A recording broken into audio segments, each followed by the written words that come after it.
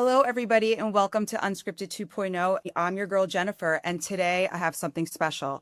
Generally, I'm always starting these polished intros, and today I want to do something different because of the book I was inspired by. Yes, you heard that right. The book that I was inspired by, Dr. Bonomi. She is a sports psychologist. I love how she intersects worlds, whether it is an equestrian, whether it is a psychologist, and now a book author. She has written Unshrinkable. That is what we're going to talk about today. So I want to jump really right in.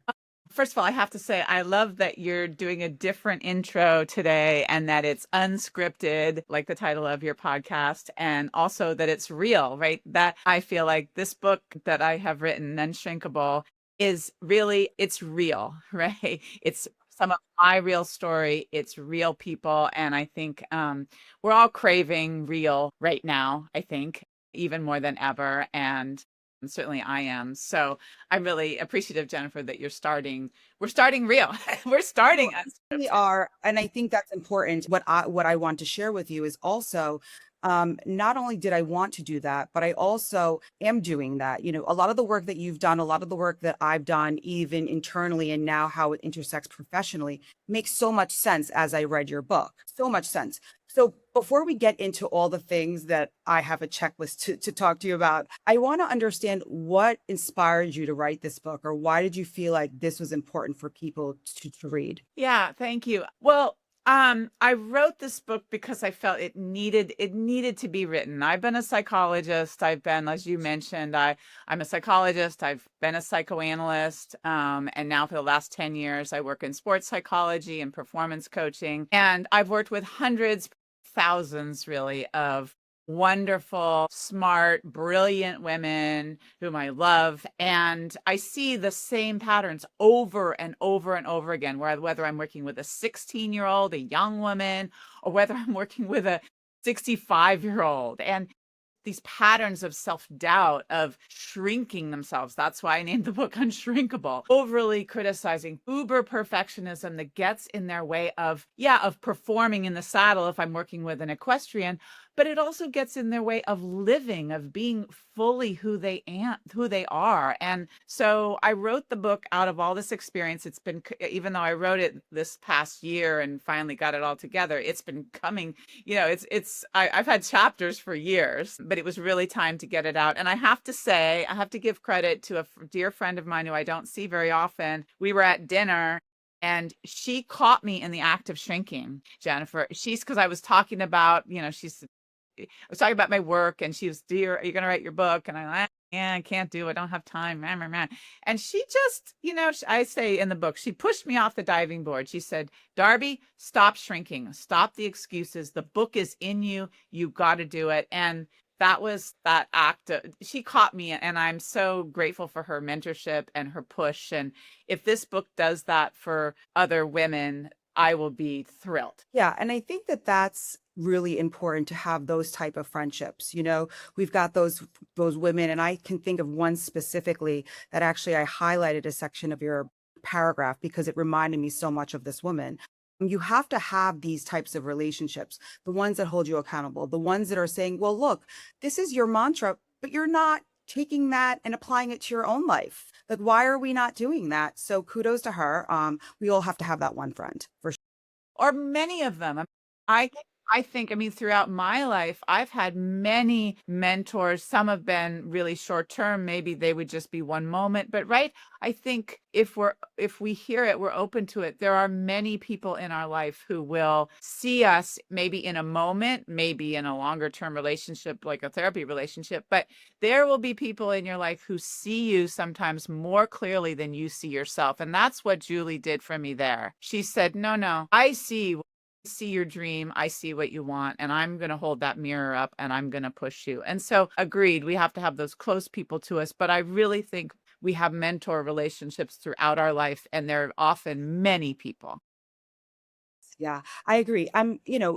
Speaking of purpose and this project, you also talk a little bit about in your book, the idea of clarity and understanding that and how clarity can really help you with purpose and always reminding yourself of that and how it kind of connects to purpose. So can you talk a little bit about that? Because sometimes people are, in this intersection of their lives, whether they're changing careers or starting something new as a teenager or an athlete. Like when we continue to, how do we get that clarity, number one? And how do we always go back to that understanding to be able to? Yeah. I feel you're calling it clarity, which is right. I call it alignment, right? That I think that, right? So again, to overuse this example, I think my friend Julie was saying, look, you're not aligning with your goal and your true purpose. You're misaligned here. You're playing smaller. And so I think it is really important. I do this all the time with my clients. Like, where are we going? Where are you going? And often people will resist that.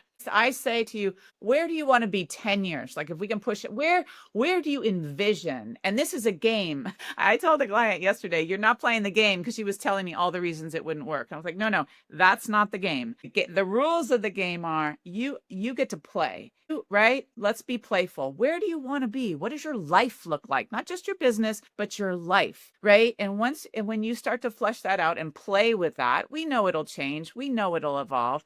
But then you can align right? You can align yourself, right? That's clarity, right? And so I see all the time people I keep going like this because the dream is over here, but what they're doing right now, they're going this way. And so, right, we need to gain clarity about where we're going, and then we have to align ourselves with that path, right? You got to be on the right trail if you're going to get to the top of the mountain, right? I wonder then, why do you think, or what do you think you see? Why are women so afraid to be loud with what they want and what they're dreaming? Why do you think they're so scared?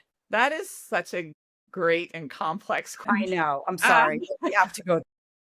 Right? I mean, there's so many reasons. I think a lot of women feel, well, like myself, when I started out, I felt sort of ashamed of my ambition for my own sort of personal reasons in my family. There was a lot of conflict, as you read the book, there's conflict in my family about be ambitious, but don't be too ambitious. I mean, maybe it's not nice to be ambitious, right? And so we struggle with, I think, that sometimes that shame or that guilt, or somehow I think we're often trained to be the good girl. Is the good girl the one who's aggressive on the soccer field and makes the goals, or is the good girl the one who speaks out in a board meeting and says, this isn't going the way I think it should go?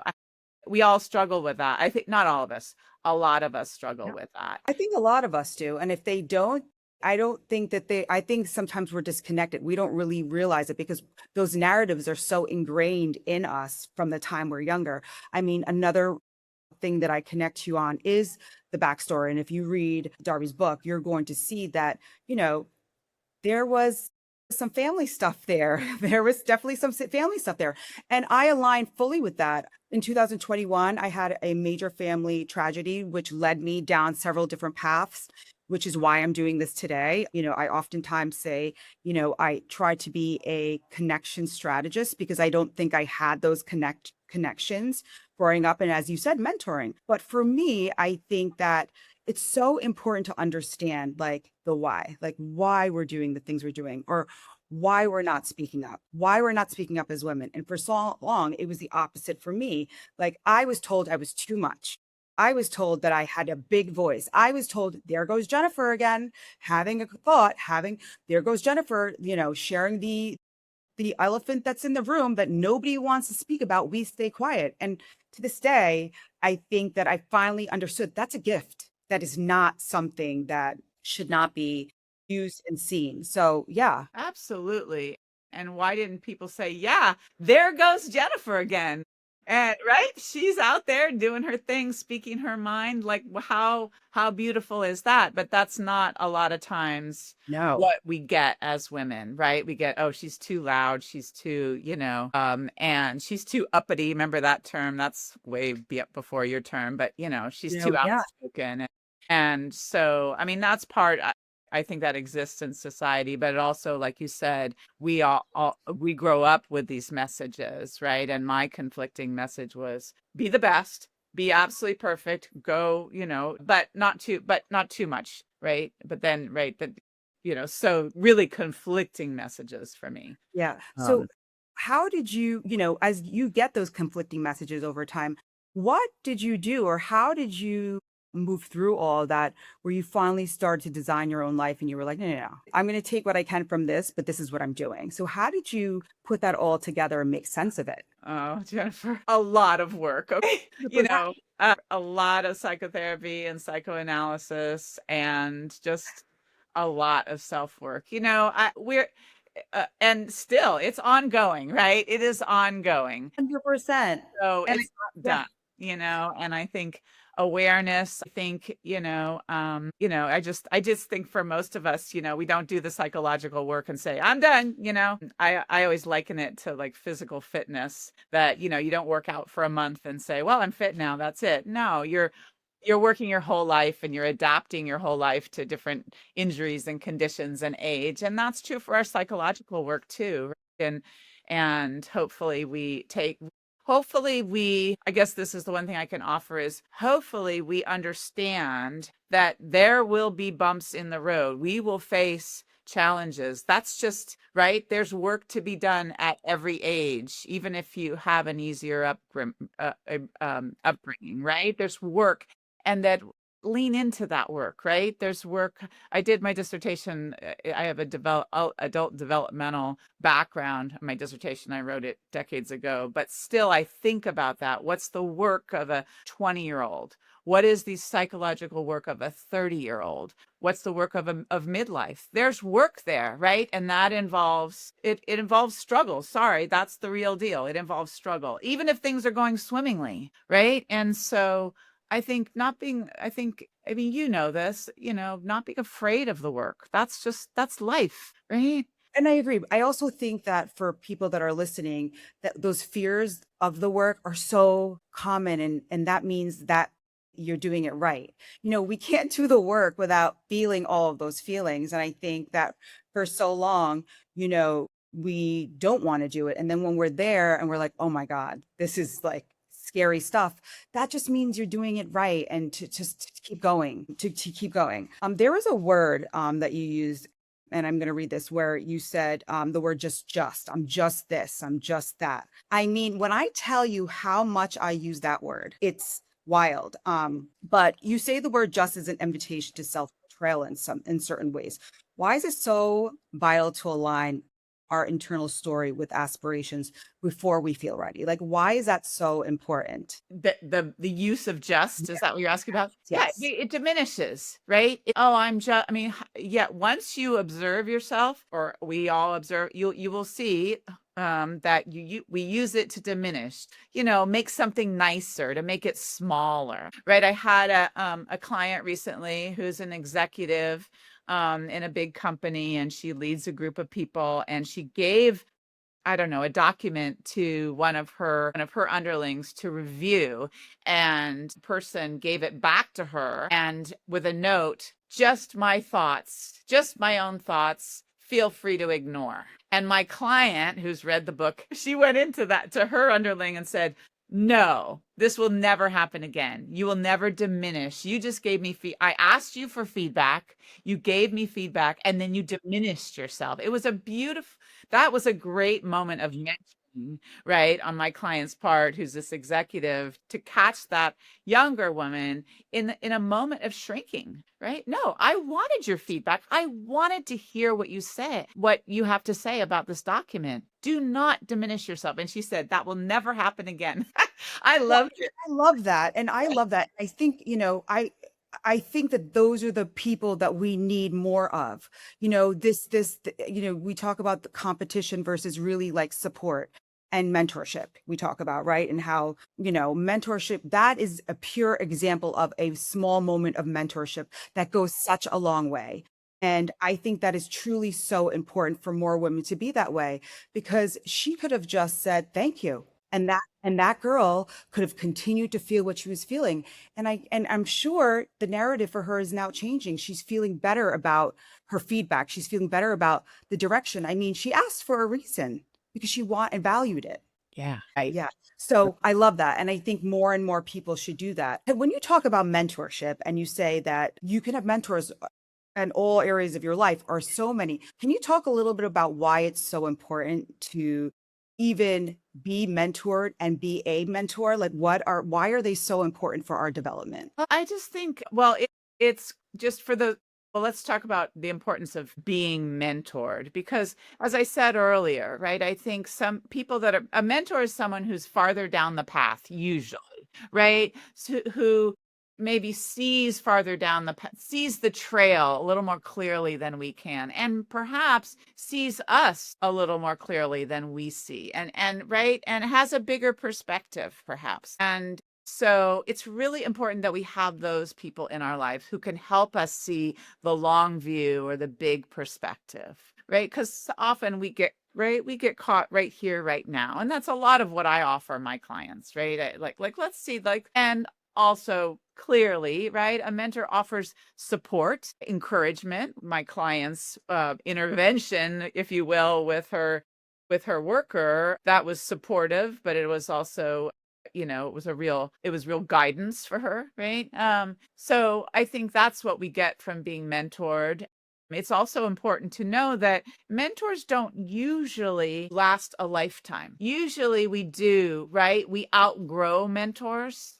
And part of, right, as you can imagine, if you think about your career and your life, you had certain people who most of the mentors, or maybe some, will last a lifetime, but often they won't, right? You will have a mentor in high school, I mean, that, or in college, or maybe in graduate school, or maybe in one job. And part of a mentor's job is to understand when that relationship is coming to an end, right? When the mentor, right? I mean, Yeah, you know no, what that's happened. that's what happens. I think a mentor that does its job should no longer be needed at a certain point. Yes, right? That's You've outgrown and yes, now for you've, sure. so that is a really important point in terms of the importance of being a mentor. I mean, to me, it's one of the most gratifying things. And as a psychologist, part of what we do, part of what is becoming and being a psychologist is that you train other psychologists, right? That's what we do. I mean, that's what physicians do. They train others, they mentor. That's how the craft, I mean, what we do as a craft, right, is passed down. And I think it's so gratifying for me. It's always been, whether I was a young professional mentoring, my supervisees, or now, it's really fun to offer guidance, but also to learn. I learn from every person I mentor, right? That they're always, so I think it's a real gift, and it creates community. That's the other thing. And I do hope this book, it's doing, thank you to you. I wanted to create community. It create right? Like, Community is so, and this is what I talk about, not to interrupt you, but community is so important. When I started this has only been year two. I mean, doing this, and I've, in the past 2 years, well, July, 2 years, I will have interviewed 42 episodes. And that to me is my community that I'm building. I'm also building it for the audience, which is another community of people. But what we're doing is we're learning from each other. There's so many people that I'm still in touch with, or that they're bringing me into touch with, because you want to surround yourself by people, again, that are aligning the way you want to align. So when you're in this community, it's beautiful because you get to construct it. And that's something to me that I think is so, so important. But community to me is vital when we're building. could I just add one Yeah. thing that occurs to me in what you're saying is you're building a community for all of us who are your Right. listeners, but you are also getting a community, right? When we Mhm. give as mentors, we also get, right? And I think that's really, really essential, right? That's a important part of a community, but it's not just a one-way street when you give, right? No. Uh, Never. And that's the intention, the intention behind what I do is also sharing with people that no matter what happens to you in life, you can go through the most horrific circumstances, but you are still have a right to live the life that you're meant to live. And how are we doing that? And what are we doing? It's through community. And how are we building that? It's through these shared conversations with people that I'm having. They're doing things extraordinary, that are giving back into their own worlds. And it's just kind of growing and growing. And that's really the thing of it all with what I do. So, yeah. So I want to talk about this idea of perfectionism. and how that can be such a trap, and how you talk a little bit, well, you talk a lot about that in your book, and what that does for our goals and dreams. Can you talk a little bit about that idea? Perfectionism is such a and that's an asset and a curse, right? So everyone I work with is a perfectionist, right? At this point in my career, everybody I'm working with is very driven, very goal oriented. They're willing to put in the work, etc. Very perfectionistic, which is, let's talk about the good parts of perfectionism. The great parts are we're driven. I mean, you know what I'm talking about. You don't do what you're doing without being a perfectionist, right? And you're always wanting to make it better, and you're going to learn from me, right? The whole thing. And so there's great parts of being a perfectionist, the drivenness, the ambition, the motivation. The problem is when our perfectionism suffocates us, right? I call it, oh, was your perfectionism in the red zone, right? And so when it's I think of it kind of as a gauge and a needle, right? So when it's motivating me and pushing me, great. But when it gets to a point where it's again suffocating me, stopping me from starting something, from continuing, from, if I find in my work with equestrians, or even other athletes that I work with too, right? Their perfectionism, they become like deer in headlights, right? They're so afraid of making a mistake.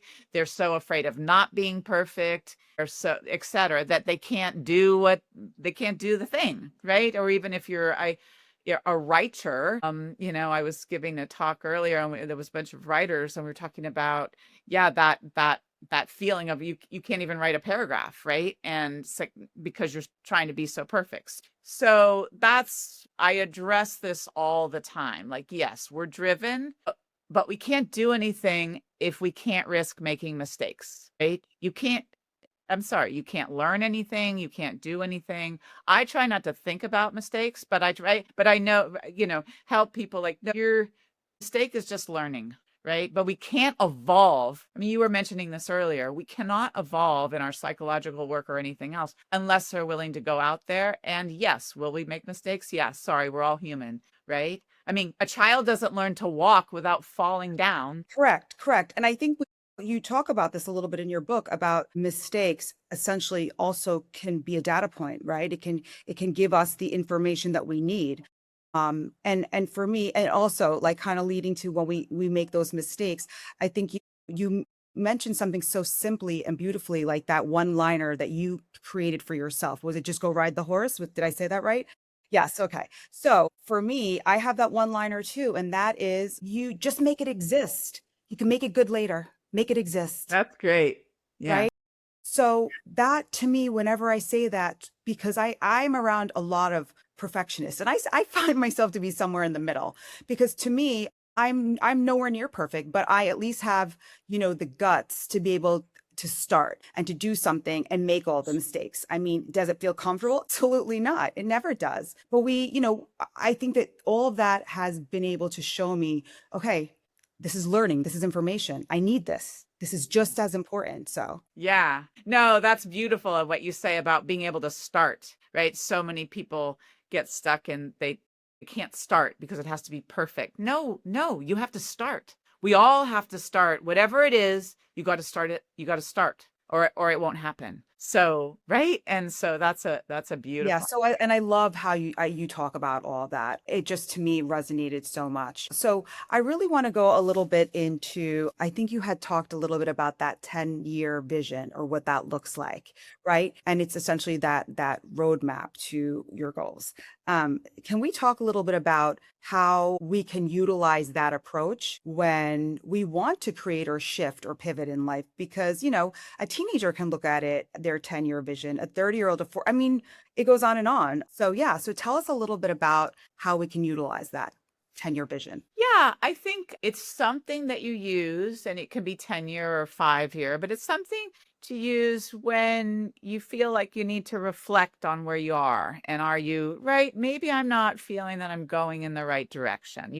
You would use it then. You might use it at different points in your life. Like I mentioned, adult development, right? It's natural for people to really do a deep dive of something like this at midlife, right? Because even though we all want to be perpetually youthful, we are also aware of time, and we don't have, so that midlife crisis, if you want, we call it the midlife transition. It is normal for people to start reflecting then, like, okay, am I on the path that I want to be? Where do, you'll hear this all the time. Where do I want to be when I'm 50? I'm 40 now, or I'm 35. Where do I want to be when I'm 45? Right? So that's the 10-year plan they're reflecting on. And hopefully this is, again, I like to keep it playful. Like, okay, if things aren't feeling quite right, I'm not quite on the, like, what do I want? Right? So using it in that way, first of all, playful, thinking about, right, how do I tweak this? Is it a major tweak? Am I going back to school, right? Or,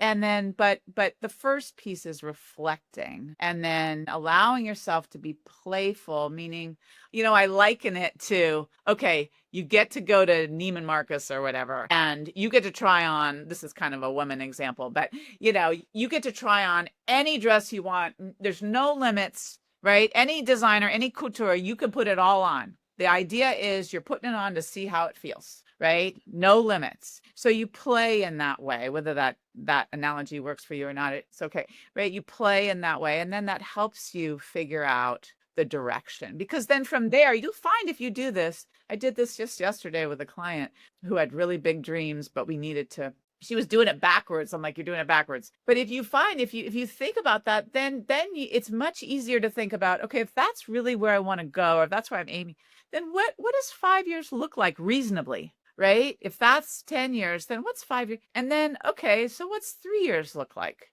Now, what's a year look like? Okay, what's 6 months look like then? And that it really informs, okay, what am I going to do today? I think that's so important because I think sometimes I'll use myself. I'm turning 48. I never remember these days, but I'm turning 48. And the past several years, I felt those things, those things that I'm feeling. Am I in the right space? I don't feel I need more. There's more out there for me. I want to do more. I want to say more. And so you have to have those conversations, and then you do, and then you start, and then you get scared, and then you pull back, and then you go back to it, and then you think you have to always go back to, okay, well, what's the purpose? Like, what am I trying to do here? And then going to those small steps. Like I find when you say, what are we doing today? Or what are we going to do for the month or 3 months from now? It's so much more attainable, because I think that even if you do one thing a day, I mean, there's a compound effect to that to get you closer to where you want to go. And I always say, every decision needs to be aligned with where you're going, right? So, right. And, I'm a little extreme on that, but I I love think, it. I love it. I love it. Love it. Love it. right, the decisions You need, have It's yeah. one, I always say, and I read this book. I mean, this is a great book, Atomic Habits, and they talk about it in that book where they say it's a 2-degree shift or a 2% shift, or a 2% change, whatever he says. But it's every day. If you do one thing every day, it could be something very, very small, but in 30 days, look at what you've done. If you use that one. So I'm very extreme on that too. So I'm totally connect to that. But I wanna ask this one question. When as I'm working on all the things, and women are working on all the things, no matter where they are in their life, whether they're a teenager, 20s, 30s, 40s, what is some advice, or what would you say to women that they can stop playing small? What would be one thing that you would say to a woman at any age, that they need to stop what they're doing and stop shrinking and start changing? Like, how do you get them to pivot a little bit? What is that starting point? The starting point has to be really listening to themselves, right? They have to, and however they do that, maybe it's through a conversation with a friend or a therapist, or maybe that's meditation, but we have to start with that. Like, if you don't realize you're shrinking or playing small, then we can't get anywhere. Like, awareness is key. So that's what I would suggest. Like the reflection through whatever method, walks in the forest or on the beach or whatever. Like, wait a minute, I'm not playing just like you did. There's something missing. I want more. Okay, great. Now we're off and running. right? If you can get to that point, boy, right now we can refine. Okay, well, what is it? And we can go into that more playful mode. Okay, if I'm just feeling this way, what is it that I really want? But the playful part is important because it involves the intuition. And we can all get, or most of us, and I can get very analytical and heady, and a lot of the discovery here is likely to come more from something more intuitive, right? And we need to listen to that, right? Especially if it's unformed. It may not show up in I want to create XYZ business by 5 years from now. It might be more of just a feeling that life isn't fitting me quite right. And then we'd really want to, right, be able to listen to that intuitive part. So I think what you're saying essentially is that we have to start really trusting ourselves more and listening to what it is that we're feeling. And whatever that is, don't ignore it, because there's something there. There's medicine in that. There is something there that we can continue to just build off of. So if you're feeling that thing and it keeps coming back, I always say it's like a healthy intrusive thought. That's kind of how I look at it. It's this thing that doesn't stop, but it's a good thing. And you're just like, I have to start paying attention to this thing, and then start there and maybe write about it or journal or meditate, whatever it is that you do. Because I think that there is so much there that we can use to kind of build off of. So Yeah, yeah. absolutely. So I have a very fun part of our conversation that I love to utilize in my interviews. And it's really a 5 question rapid fire, but I have to say, today I'm doing so many things differently. I added a question because I had so many questions that I wanted to ask you. And I said, I'm going to have her on for a bit of time. Let me do the 6th question. I mean, they're fun. What we're going to do, Darby, is this. What we're going to read these questions, and I'm hoping that they're fun for you as they are for me. So Okay.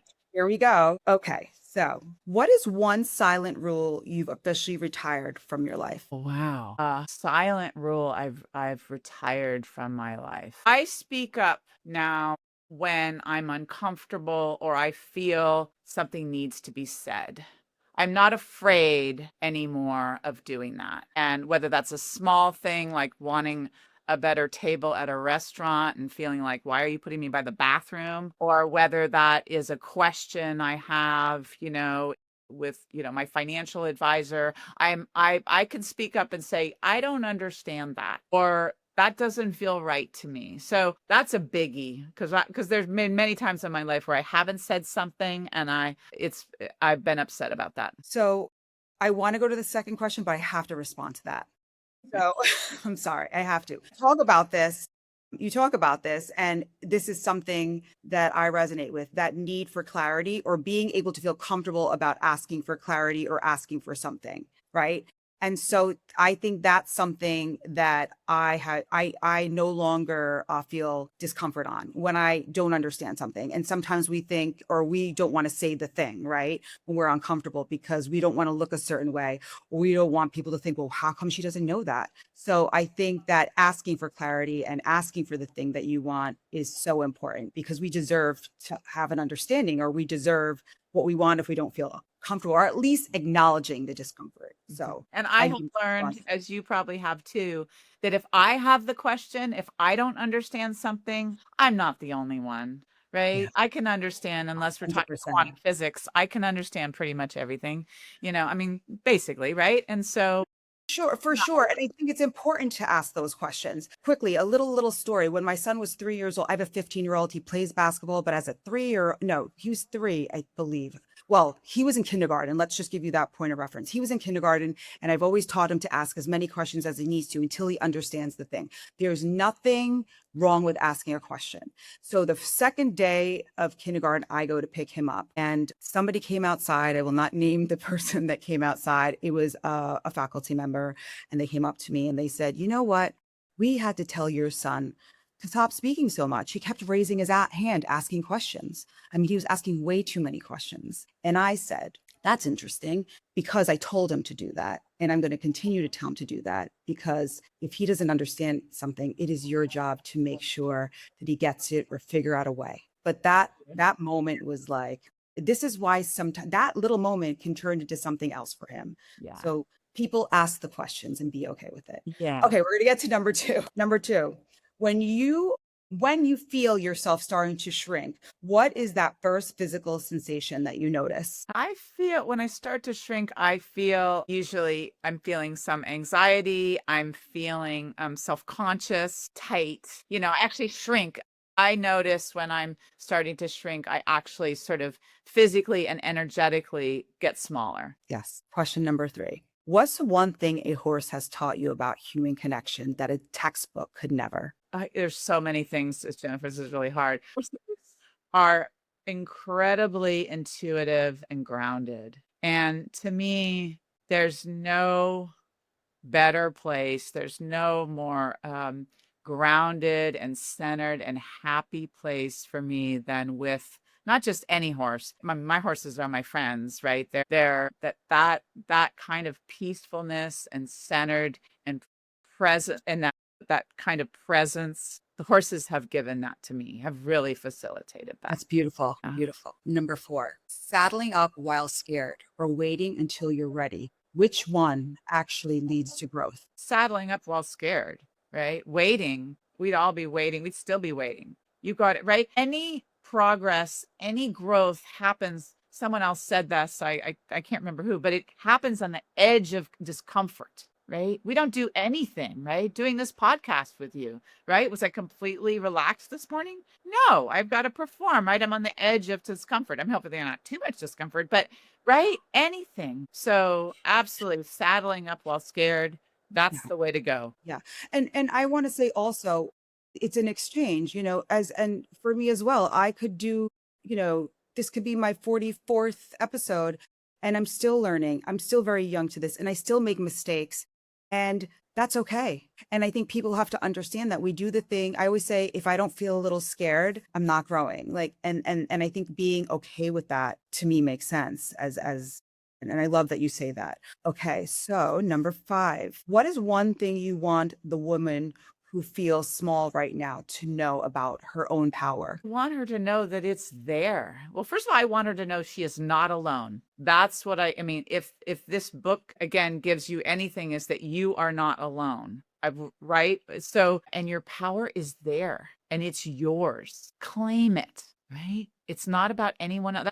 I guess that's the other thing I would add as an addendum, if I get an addendum in these questions, is look, your power doesn't look like my power. It doesn't look like your power. It's your own. Claim it, right? And it's beautiful as it is. We're all different, but we all have that power. So I guess that's a couple, not more than one thing. No, that's wonderful. And the clarifiers to that, that to me is so important. Okay, the last question. In the saddle, a mistake is just a data point. How can women of all ages, from teens you work with to the adults, start looking at a failure as just another part of the ride? So how do we just look at failures as just another part of the process? Well, I mean, this is just truth, right? I mean, like I use an example, like a scientist, if she designs an experiment and it's a failure, that is data, right? That doesn't mean she's a bad scientist and should, give up her research position. That's data. Right. So now she's going to tweak the experiment and do something different. So I feel like people have almost made mistakes, like like, God forbid we make a mistake. No. How many mistakes have I already made today? For sure. No, for sure. Right. Mistakes. I encourage people not to think about that word mistake and rather know that we are always evolving. We learn from everything. We learn from things that go well. We learn from things that don't go the way we expected, right? And we have to drain it of the shame and the emotion. Like I always coach people I want to be workmanlike about your self-feedback, not emotional. Of course, we can't drain all the emotion out. I know that. I'm a psychologist. But if we can become more workmanlike about your feedback, like you'll listen to this podcast and you'll say, okay, next time maybe I want to do this, or fine, right? But I want you to be workmanlike about that, right? And also, last thing I'll say, because I could go on and on about this, right, is that we need to also acknowledge and really savor the successes, the things that went well. Right? People will tell me on and on and on about things they didn't think went well. Be sure that you savor what went well, what you're happy with, right? Savor, hold on to it. I Yeah. know, and I agree. And the last thing I want to say to that is that uh, nothing's perfect. We cannot go into things and do a thing and it be 100% perfection. That doesn't exist. So stop chasing something that it doesn't exist. I think, and understanding that there's value in all the parts of the thing, and look at them the same. Really, so like look at them the same. Yeah. I always Yeah, say, what does perfect mean? I have no idea. me I neither. tell you my corgi is perfectly cute, right? I mean, but otherwise, I don't like that word. Like, what is it? Maybe we should get rid of that word for sure. That word is terrible. But it was such a fantastic conversation. I really enjoyed it. I got so much out of it. Thank you so much. I'm sure my audience is going to love this conversation. But before we leave, tell us how people can find you and what you're doing next. Well, people can find me. My website is Darby or darbybonomi.com. And I also have a website for the book. It's called unshrinkablebook.com. Here's the book if people want to purchase that. And yeah, you could find me on Instagram and Facebook and LinkedIn. I'm pretty readily available. And so I have my practice of sports psychology and performance coaching, and I'm working on another book, this time on parenting. And I'm still competing my horses, and that's what I do. I mean, that's it. So many wonderful, wonderful things. And for those of you that want her information, you will see it on my social media handles as well as my show notes. You can listen to this podcast on Apple, Amazon Music, Spotify, and now my YouTube channel. So again, thank you so much for being a part of this unscripted conversation. First time really unscripted, and I was happy to really do it with you. It was meant to be to do it with you.